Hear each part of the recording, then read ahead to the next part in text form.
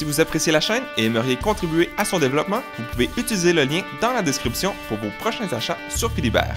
Et aussi, je vous invite à aller jeter un coup d'œil à la boutique pour voir la marchandise exclusive. Bonjour tout le monde, aujourd'hui on regarde les jeux à venir sur Kickstarter pour le début avril. Premièrement, le 2 avril, Bonnie and Clyde, Love and Death. Un jeu solo ou en duo où le but est de trouver la fin romantique dont le couple rêvait. Tout au long de ce parcours, vous devrez faire les bons choix pour survivre, braquer des banques ou des magasins, mais aussi garder un œil sur le réservoir d'essence et l'état de votre véhicule. Et bien sûr, distancer les flics qui feront de mieux en mieux pour vous traquer. Ensuite, plusieurs jeux le 5 avril, Ragnarok Star de Mosh Pet Show, qui sera disponible en français sur Ulule et non Kickstarter. C'est une extension du jeu Ragnarok Star.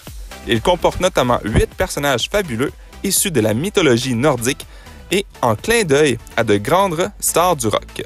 Chaque créature dispose de 3 niveaux de pouvoir asymétriques à activer durant la partie. L'extension s'accompagne d'une quinzaine de nouveaux contrats, dont un premier contrat à valeur variable entre 1 et 6 points de gloire.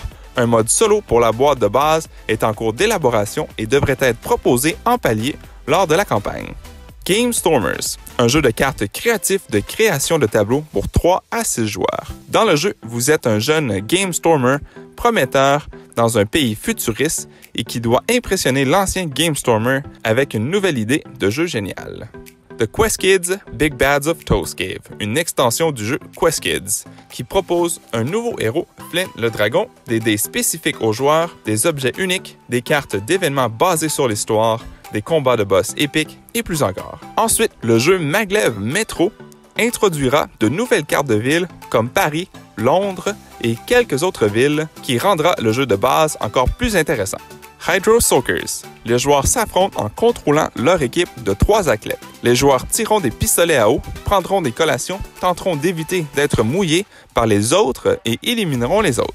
Ce jeu de style escarmouche vous permet de gérer votre eau et de choisir le meilleur moment pour attaquer.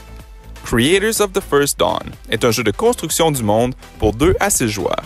Et ainsi, cela commence, le premier matin, sur un nouveau monde. Équipé de pouvoirs magiques et d'armées de subalternes, chaque joueur se glisse dans le rôle d'une divinité dans la lutte pour la suprématie. Et puis, il devrait être disponible en français. Hydro Racers est un jeu de course rapide entrecoupé de phases de préparation et d'amélioration de ses avions. Le jeu est une alternance de phases de développement et de course. Le nombre de phases est défini en fonction de la durée souhaitée par les joueurs et le jeu se termine par une phase de course finale. Mole Peak, un jeu de combat tactique asymétrique pour 2 joueurs dans lequel les joueurs jouent le rôle d'une tribu d'ours ou d'un imposant gardien. Mole Peak est une suite autonome du Skull Hollow, mais tous les gardiens et ours peuvent être utilisés dans les 2 jeux. 2 jeux le 11 avril, Escape from Stalingrad Z est un jeu de campagne solo et coop de combat tactique qui se déroule dans l'horrible fléau zombie de la Seconde Guerre mondiale. Vos survivants sont des soldats vétérans qui se battent pour repousser les hordes de zombies dans un désert déchiré par la guerre tout en trouvant un moyen de s'échapper de la ville décimée. Ils doivent travailler ensemble pour trouver le meilleur chemin, chaque scénario leur donnant des options sur la voie à suivre. Far Cry Beyond, une série dérivée basée sur l'univers Far Cry d'Ubisoft. Vous retournez dans les années 1980 pour une aventure explosive dans ce jeu coopératif. Ensuite, quelques jeux le 12 avril, The Dark Quarter, un jeu d'aventure coopératif basé sur une application qui se déroule dans l'univers fantastique et sombre de la Nouvelle-Orléans des années 1980. L'agence Beaumont, dotée d'une liste d'enquêteurs privés brillants, colorés, mais imparfaits, se spécialise dans la résolution d'affaires que personne d'autre ne peut résoudre. Les joueurs prennent chacun le contrôle d'un agent de Beaumont et travaillent côte à côte pour résoudre les pires crimes que la Nouvelle-Orléans ait à offrir. The Paradox Initiative. Les joueurs sont des scientifiques fous qui s'affrontent pour réclamer des brins d'espace-temps de différents mondes à travers le multivers, qui saura faire fonctionner le plus efficacement son moteur paradoxal de correspondance de particules pour collecter des brins de différents mondes.